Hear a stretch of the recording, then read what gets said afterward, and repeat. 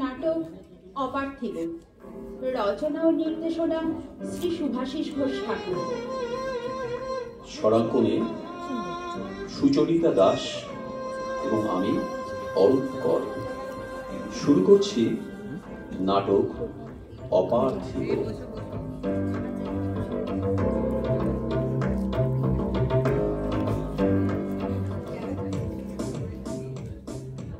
তুমি কিন্তু আমার প্রশ্নটা সমানে এড়িয়ে যাচ্ছ।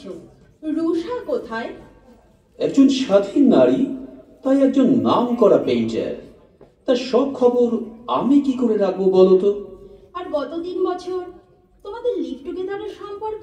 তাই জন্যই তো লিভ টুগেদার মৌ। যখন ইচ্ছা তখন কেউ সব ছেড়ে চলে যেতেই পারে, রুষার মতো। চলে যাওয়া আর ভ্যানিশ হয়ে যাওয়াটা এক নয় শাগনিক। ওর বাড়ির সবাই এতটাই গরিব যে শেষে আমায় পাঠালেন। 12 দিন হয়ে গেল। যাবার সময় রুষা কিছু বলে যায়নি তোমায়? না, মাঝরাত পর্যন্ত ও তো স্টুডিওয়ে পেন্টিং এ ব্যস্ত থাকতো, আর আমি থাকতাম স্কালচার নিয়ে। দুজন ব্যস্ত শিল্পীর পক্ষে কি আর একে অন্যের খুঁটিনাটি খবর রাখা সম্ভব? এই 3 বছরে তবে রুষার প্রতি তোমার মুগ্ধতা হারিয়ে গিয়েছিল? না, একদমই না।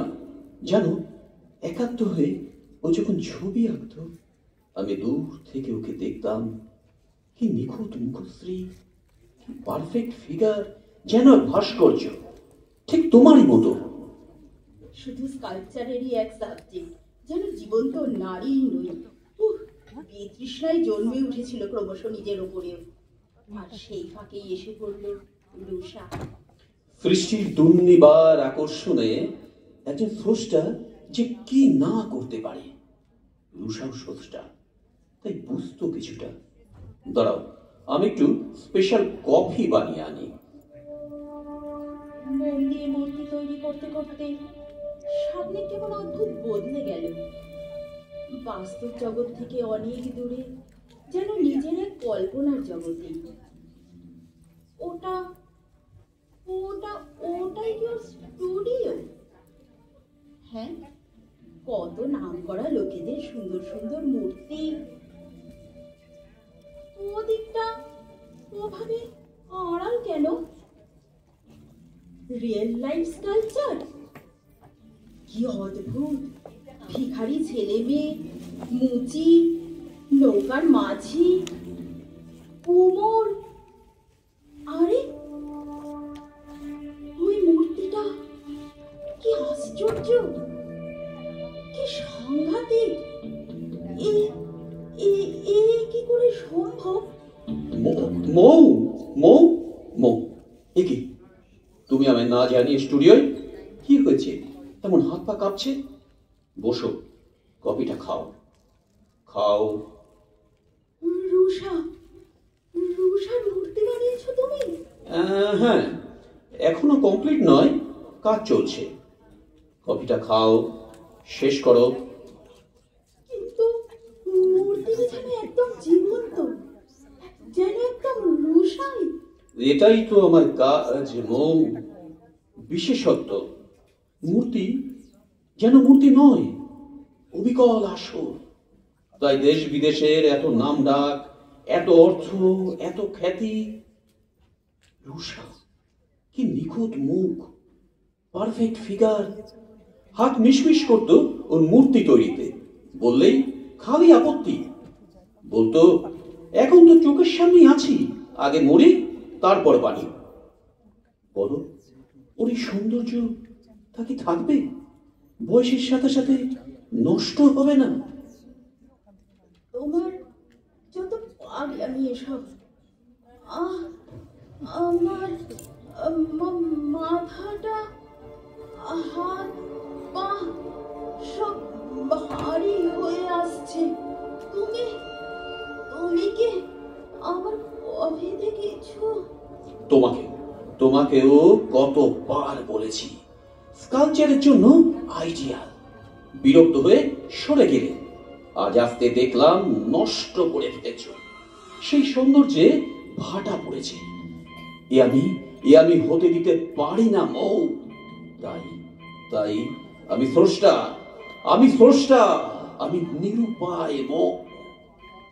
আমি রুষার মুখের দিকে তাকালাম। কি এক দুঃখ, কি আশাময় কাতর চোখ দুটো, আর তাতে দু ফোঁটা সত্যিকারের অশ্রু। অশ্রু, অশ্রু আজও? কাল রাতে মুছিয়ে দিয়ে কতবার বোঝালাম, বোকা মেয়ে। বলছো শাগনি? তার মানে ওটা মোমের মূর্তি নয়, ওটা রুষাই। বললামই তো, কাজ চলছে, কমপ্লিট হতে আরো আরো কয়েকদিন। আশেপাশে রিয়েল লাইফ স্টাডি যাদের দেখছো, সবাই সবাই তাই। আমার দম বলো হয়ে আসছে, কাঠের মতো আড়ষ্ট। এমন কষ্টটুকুই সবার হয় মৌ। জাস্ট জাস্ট কয়েকটা দিন। আমি আবিষ্কার করে ফেলেছি এমন এক আরোগ, যা জীবন্ত মানুষকে অবিকৃত রেখে মোমের মূর্তির মতো রূপ দেয়া যায়। চলো চলো, তোমাকে নিয়ে যাই স্টুডিওর রিয়েল লাইফ গ্যালারিতে। দাঁড় করিয়ে দিই কোন বিশেষ ভঙ্গিতে।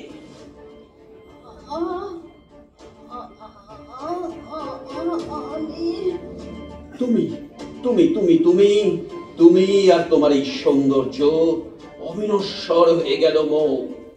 সময় পেরোলেও বয়সের কোনো ছাপ আর নষ্ট করতে পারবে না একে। তুমি চিরস্থায়ী, অমরত্ব দিলাম তোমায়। এই অক্ষয় মূর্তিকে কে তারা কিনে নেবে লক্ষ লক্ষ ডলারে। আমার নাম আরো আরো আরো, আমার অর্থ যশ আরো আরো।